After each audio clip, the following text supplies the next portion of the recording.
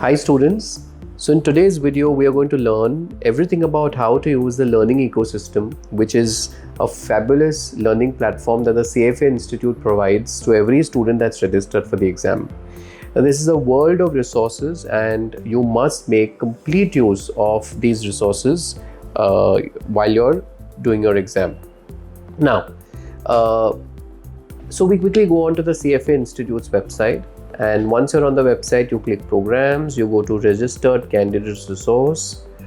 In the registered candidate resource, you sign in. Okay, now you need to sign in using the same credentials as you would have used to register for the exam. So put in your email address and the password. So when you log in, this is where you'll get to, and this is how your learning ecosystem looks like. So on the home page, as you can see, you've got a fabulous dashboard. Now this is a candidate, let's say, who's preparing for the November 25 exam. So it will give you, of course, the number of days left. It will also give you an understanding of your study plan progress, etc. Now when you come down, you will be able to see a host of things. For example, there is something called as percentile rank. So given the questions that you attempted in the portal, where do you stand in comparison to the other students who are writing the same exam and using this portal? So you get to know that. You get to understand the average score on practice, the average scores that you've got on your mock exam. So a very quick synopsis of each of these three things.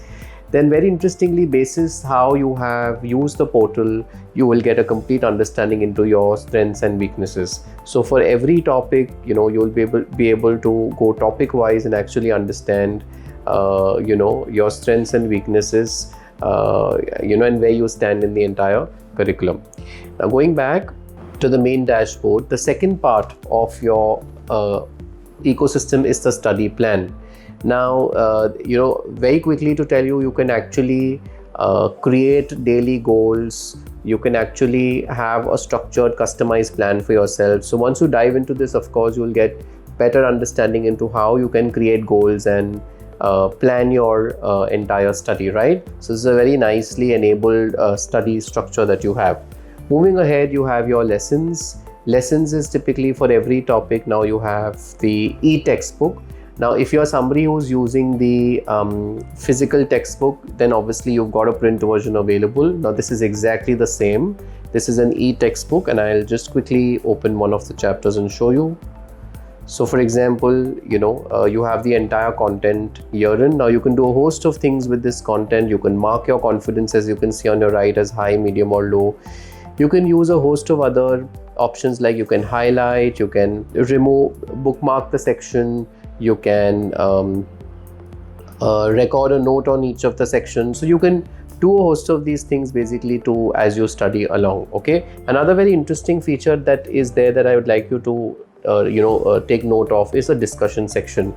Now, in case you have any questions, you can actually pose these questions here. Now, there are other students also who are learning similar topics, for the exam. So, you can actually discuss with them. You'll actually see answers to your questions, or you can look at what other people have posed and their questions and their doubts and understand the answers. So this is a very nice way of sort of exchanging notes with the other students who are also taking up the exam, right? Now, moving ahead, you have something called as flashcards. Now, this is a very interesting option in the portal where across the entire curriculum, you have a total of 1, 2, 9, 4 terms and what those terms typically mean. So it's a very nice way of sort of revising. I'll show you another one. So for example, now there's something called as abnormal return, and if you actually turn back, it'll give you an understanding into what abnormal returns is. So sometimes the syllabus is so much about just grasping the right terms and terminologies. So from the entire syllabus, these flashcards have been prepared, and I think it's a nice tour of the entire syllabus, right? So once you've completed your syllabus, these flashcards will go very handy in quickly revising. I think the next section is extremely important, and that's the practice section. Now, this is the real rigor that we want you to expose yourself to, right? Now, for every single topic and for every subtopic in the topic, you have a host of questions that the CFA Institute wants you to attempt. Now, I'll open one of them and show you. For example, let's say we've opened quants, and in quants we have the first subtopic, which is rates and returns. So you have actually the entire question you need to answer. You can put your confidence levels. Okay, now there are 35 questions, as you know, in this particular topic, and I'd like you to draw your attention to something which is the blue box. Now this question, for example, is in a blue box, and on the top right, as you can see, it states practice problem. Now you know what this means? This means that if you were to actually take the CFA Institute's textbook and compare, okay, there are a host of practice problems at the back. This is a similar question from that, right? But let's look at another question now. Now if you look at this question, it doesn't have the blue box, which means this is an additional question. Okay, look at another question, the third question. Now this also has a blue box, which means this is similar to the practice problem in the CFA Institute's textbook, which means that all questions from the CFA Institute's textbooks are a part of the practice portal, and hence they have been marked in blue.